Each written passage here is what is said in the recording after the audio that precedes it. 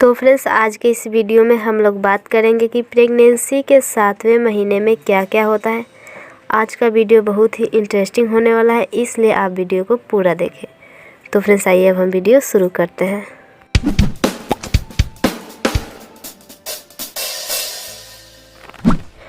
तो फ्रेंड्स, सबसे पहले हम बात करेंगे कि 7वें महीने में बच्चे का कितना विकास हो चुका होता है।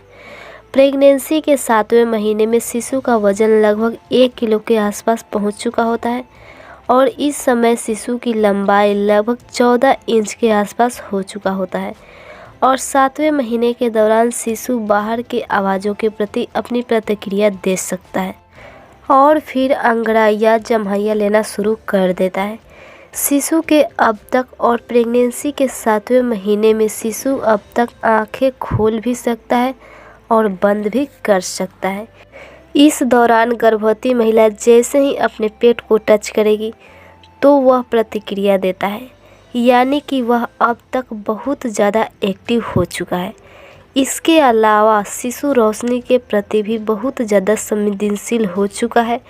जैसे ही गर्भवती महिला टॉर्च की रोशनी अपने पेट की तरफ करेगी तो उस वक्त आप महसूस करेंगे कि आपका शिशु एकदम से एक्टिव हो जाएगा, या तो वो आपको किक मारेगा या फिर वह एकदम से हलचल करना शुरू कर देगा और वह माँ के टच को भी बहुत अच्छी तरह से पहचानता है।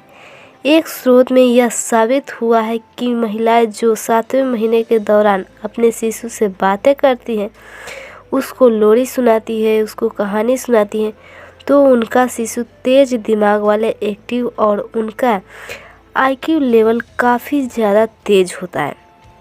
इसलिए हो सके तो आप अपने शिशु से ज़्यादा बातें करें, क्योंकि वह आपकी और बाहर की आवाज़ों को अच्छी तरह से सुन सकता है। तो फ्रेंड्स, अब हम बात करेंगे कि 7वें महीने में आपको कुछ नए लक्षण नज़र आएंगे। सबसे पहला लक्षण है ब्रेक्सटन हिक्स संकुचन होना। जब आप 7वें महीने में प्रवेश करेंगी तो आपको ब्रेक्सटन हिक्स संकुचन महसूस हो सकता है। इसको साधारण भाषा में हम अभ्यास संकुचन या फिर अभ्यास कॉन्ट्रैक्शन या फॉल्स लेबर पेन भी कहा जाता है। फॉल्स लेबर पेन के नाम से ही आप समझ सकते हैं कि फॉल्स का मतलब नकली लेबर पेन, यानी कि यह एक प्रकार का नकली लेबर पेन होता है और ये ज़रूरी भी होता है। हालांकि उस समय गर्भाशय जो होती है खुद को तैयार कर रही होती है डिलीवरी के लिए, और ये लेबर पेन गर्भाशय की दीवारों को मजबूत करने में मदद करते हैं। हालांकि जब आपको ब्रेक्सटन हिक्स संकुचन होते हैं तो उस समय आपको ठीक वैसा ही दर्द महसूस होगा जैसा आपको लेबर पेन के वक्त होगा, यानी कि जैसा आपको माहवारी से पहले दर्द होता है वैसा ही दर्द आपको महसूस होगा। लेकिन ब्रेक्सटन हिक्स संकुचन केवल कुछ समय के लिए होता है, यानी कि यह आम तौर पर 20 सेकंड से लेकर 1 मिनट तक रह सकता है और जैसे ही यह शुरू होते हैं तो यह अपने आप खत्म भी हो जाते हैं। और ठीक उसके विपरीत लेबर पेन जो होते हैं उनकी समय सीमा ज़्यादा लंबा होता है। अब है फ्रेंड्स, हाथों पैरों में सूजन आना। प्रेगनेंसी के 7वें महीने में शरीर में खून का प्रभाव काफ़ी तेज हो जाता है, जो कि ज़रूरी भी होता है, और शरीर में हो रहे तेज रक्त प्रभाव के चलते शरीर में सूजन आना सामान्य बात है। खासकर पैरों में सूजन ज़्यादा रहती है और फिर हाथों में भी सूजन आ सकता है। इसलिए गर्भवती महिलाओं को ज़्यादा देर तक एक ही जगह पर खड़ा नहीं रहना चाहिए, क्योंकि ज़्यादा देर तक खड़े रहने से रक्त का संचार नीचे की ओर बढ़ता है, जिससे पैरों में सूजन आ सकता है। और फिर इसके अलावा जब भी आप बैठते हैं तो आप पैरों को ज़्यादा देर तक लटकाकर एक ही जगह पर ना बैठें। ऐसा करने से भी आपके पैरों में सूजन बढ़ सकती है।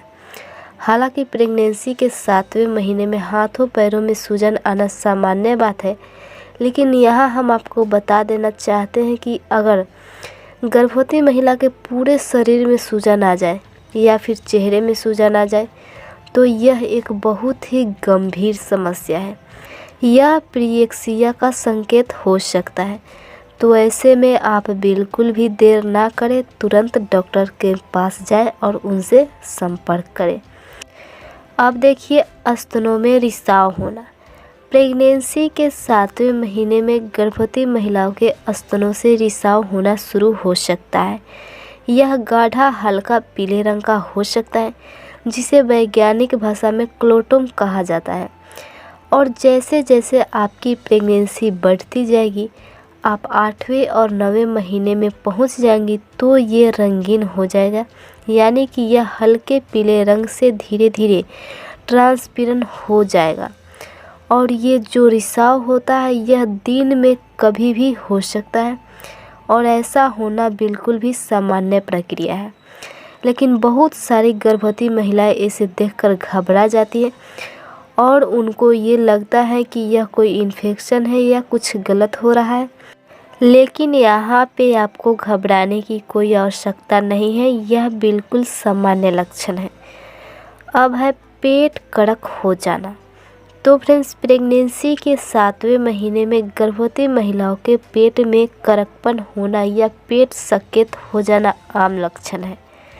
और गर्भवती महिलाओं का पेट जब कड़क हो जाता है, यानी कि पेट जब कड़कपन होगा, तो उस समय हल्का सर दर्द भी हो सकता है।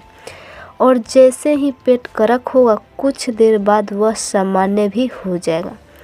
लेकिन आपको पेट बहुत ज़्यादा सकेत हो जाएगा और ज़्यादा देर तक सकेत ही रहता है और साथ में तेज़ दर्द भी हो रहा है, तो आपको इस स्थिति में डॉक्टर से संपर्क जरूर करना चाहिए।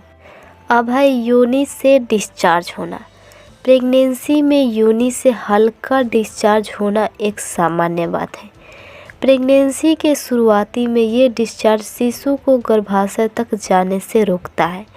लेकिन जैसे जैसे प्रेगनेंसी बढ़ती जाती है, यानी कि जब आप 7वें और 8वें महीने में प्रवेश करती हैं, तब शिशु का आकार काफ़ी बढ़ जाता है।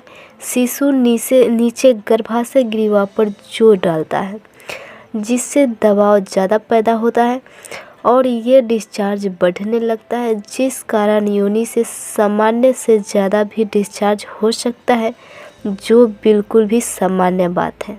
लेकिन अगर इस डिस्चार्ज के साथ ब्लीडिंग हो रही हो या उसके किसी भी तरह का उसमें से कोई स्मेल या दुर्गंध आ रहा हो, तब आपको डॉक्टर से ज़रूर मिलना चाहिए, क्योंकि यह इन्फेक्शन का संकेत हो सकता है।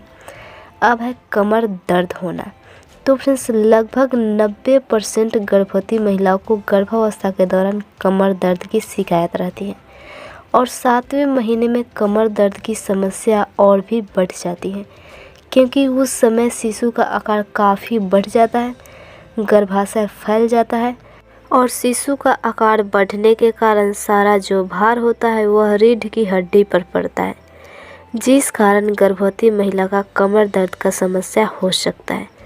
और उसका एक और भी कारण होता है हार्मोनल बदलाव। हार्मोनल बदलाव के कारण भी कमर दर्द की समस्या और ज़्यादा बढ़ सकती है।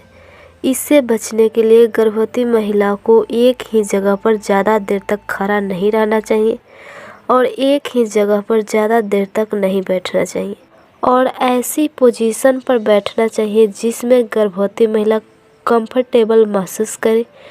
और अगर कमर दर्द असहनीय हो रहा है, यानी कि ज़रूरत से ज़्यादा हो रहा है, तो आपको डॉक्टर से ज़रूर मिलना चाहिए।